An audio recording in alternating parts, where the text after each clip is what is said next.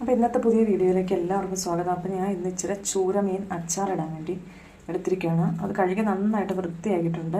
തീരെ ചെറിയ കഷ്ണമല്ല, ഒത്തിരി വലിയ കഷ്ണമല്ലാത്ത രീതിയിലാണ് കട്ട് ചെയ്തിരിക്കുന്നത് കേട്ടോ. അപ്പോൾ നന്നായിട്ട് കഴുകി വൃത്തിയാക്കി ഇനി നമുക്ക് പൊടികളൊക്കെ ഇട്ട് കൊടുക്കാം. മുളക് പൊടി, മഞ്ഞൾപ്പൊടി, ഉപ്പ് ആവശ്യത്തിന്, അതുപോലെ തന്നെ ഇഞ്ചി വെളുത്തുള്ളി ഇടിച്ചത് കേട്ടോ. ഇഞ്ചി വെളുത്തുള്ളി ഇടിച്ച് ചേർക്കും, കാരണം അത് ഇച്ചിരി ഗ്രേവി ആയിട്ടിരുന്നോളും, പെട്ടെന്ന് അതിൻ്റെ എസൻസൊക്കെ ഈ മീനിലേക്ക് ഇറങ്ങിക്കോളൂ കേട്ടോ. പിന്നെ അല്പം കായപ്പൊടി ഇട്ട് കൊടുക്കുന്നുണ്ട്. ഇത് നന്നായിട്ടൊന്ന് മാഗ്നേറ്റ് ചെയ്തെടുക്കാം. ഇതിലേക്ക് ഉലുവ പൊടിച്ചതും കൂടെ ഇട്ട് കൊടുക്കുകയാണെങ്കിൽ കുറച്ചും കൂടെ നല്ല കേട്ടോ.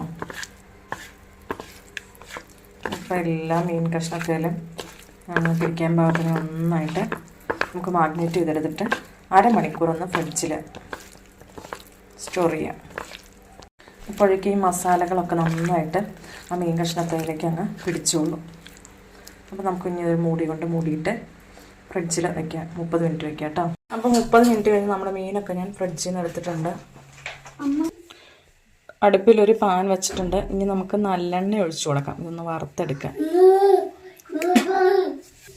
നമുക്ക് കുറച്ച് കാലം ഇരിക്കാനൊക്കെ ആണെങ്കിൽ ഇങ്ങനെ നല്ലെണ്ണയിൽ വറുത്തെടുക്കുക കേട്ടോ, നല്ലതാണ്, ചീത്തയൊന്നും ആയി പോവില്ല. അപ്പോൾ എണ്ണയൊക്കെ നന്നായിട്ട് തിളച്ച് വരുമ്പോൾ നമ്മുടെ മീൻ ഇട്ട് കൊടുക്കണം കേട്ടോ. നമ്മൾ സാധാരണ മീൻ വറക്കണേക്കാളും നന്നായിട്ട് ഇത്തിരിയോടെ ഹാർഡായിട്ട് കിട്ടണം. പക്ഷെ ഒത്തിരി ഹാർഡായിട്ട് വരരുത്, ഒത്തിരി ഹാർഡായിട്ട് എന്നാൽ കൊള്ളില്ലാണ്ട് വരും. ഇവിടെ മീൻ ഈ മാതിരി ഫ്രൈ ആയിട്ടുണ്ട്. അപ്പം ഞാനിത് എടുക്കുക.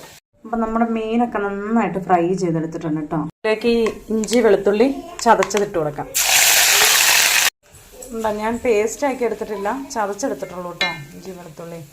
അപ്പോൾ ഇങ്ങനെയാകുമ്പോൾ നമുക്ക് നല്ല ഗ്രേവിയും കിട്ടും, പെട്ടെന്ന് അതിലേക്ക് ഇതിൻ്റെ എസൻസൊക്കെ ഇറങ്ങി നല്ല ടേസ്റ്റും ആയിരിക്കും കേട്ടോ. 2 കരിയാപ്പില ഇട്ട് കൊടുക്കാം. ഈ വെളുത്തുള്ളി ഇഞ്ചിയൊക്കെ നല്ല കിലോ എന്നുള്ള പാകമായിട്ടോ നന്നായിട്ട് ഫ്രൈ ആയി. ഇനി നമുക്ക് പൊടികൾ ഇട്ട് കൊടുക്കാം. 1 സ്പൂൺ മുളക് പൊടി, 1/2 സ്പൂൺ മഞ്ഞൾപ്പൊടി, ചിക്കന് ഉപ്പും കൂടെ. നമ്മൾ ഓൾറെഡി മീനിൻ്റെ കഷ്ണത്തിന് ഉപ്പൊക്കെ പിടിപ്പിച്ചതാണ്. എനിക്ക് അതുകൊണ്ട് അതിൻ്റെ ബാലൻസായിട്ട് ഈ ഗ്രേവിക്ക് മാത്രമുള്ള ഉപ്പ് മതി കേട്ടോ. ഇതിലേക്ക് വിനാഗിരിയാണ് ഒഴിച്ചു കൊടുക്കുന്നത് കേട്ടോ. വിനാഗിരി ഒഴിക്കണേ, ചെറിയൊരു പുളിക്ക് വേണ്ടിയും പിന്നെ കേട് കൂടാണ്ടിരിക്കാനും വിനാഗിരി നല്ല കേട്ടോ. നമുക്ക് വറുത്ത് വെച്ചേക്കണേ മീൻ കഷ്ണങ്ങൾ ഇട്ട് കൊടുക്കാം. അപ്പം നമ്മുടെ സൂപ്പർ മീനച്ചാർ ഇവിടെ റെഡി ആയിട്ടുണ്ട് കേട്ടോ. കുറച്ച് ഗ്രേവിയൊക്കെ ഉണ്ട്, നല്ല സൂപ്പർ, കാണുമ്പോൾ തന്നെ നല്ല അടിപൊളിയാണെന്ന് തോന്നും.